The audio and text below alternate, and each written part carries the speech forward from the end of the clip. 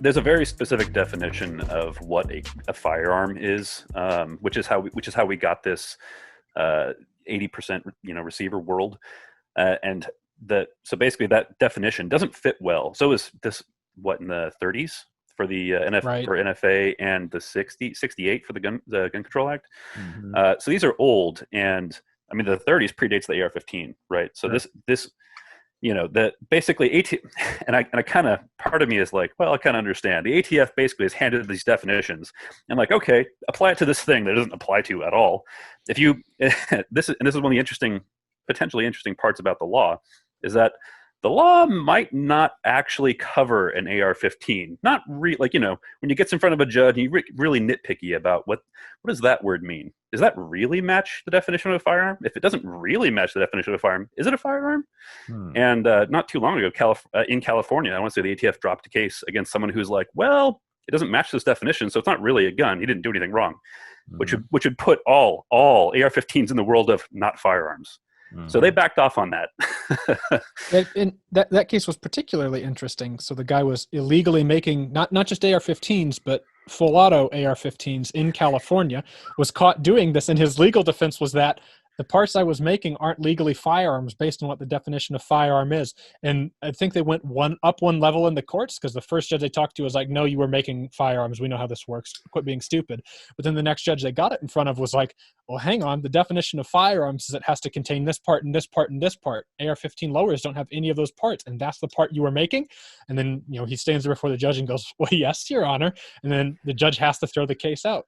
And so the judge was going to throw the case out, and then the prosecution dropped charges against him, because if the judge ruled AR-15 lowers are no longer firearms, then all AR-15s in the country no longer have a firearm part. And then how do you define it as a firearm? There's then no definition on the book, and then you'd be able to buy and sell AR-15s as though they were like cartons of milk or cartons of eggs. There's a lot of that. From Smith & Wesson, mail ordered to your door via UPS. Like the good old days. The dream. Right, a whole pallet of AR-15s right to your door. So this guy had a fully automatic AR-15 that was homemade. Not just one. He had like Many, 30 and he was something of selling them. them. He was manufacturing them and selling them.